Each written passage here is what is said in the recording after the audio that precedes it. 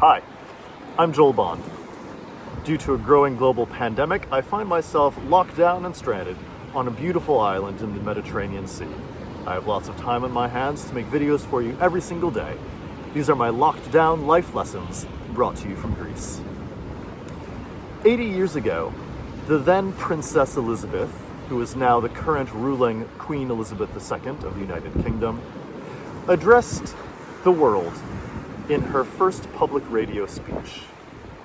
Her audience were children who had been evacuated to the countryside for protection during the air raids on Britain during the Second World War.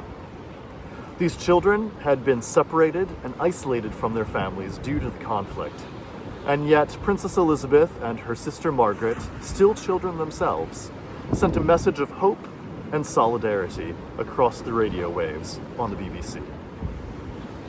Since that time, she has only given 4 public addresses outside of her routine annual Christmas speech, and one of those was last night.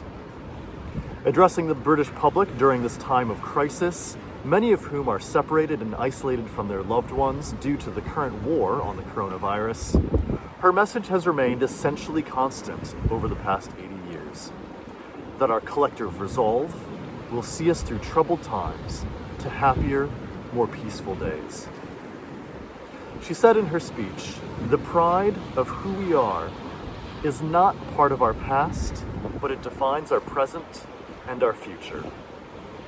In other words, it is a constancy of character which defines us, who we are, both in good times and in bad, in the company of loved ones and friends and family, as much as when we're alone. 8 years ago, I took an oath of allegiance to Her Majesty Queen Elizabeth II, pledging my loyalty to the United Kingdom and to respect and uphold her rights, freedoms, and democratic values.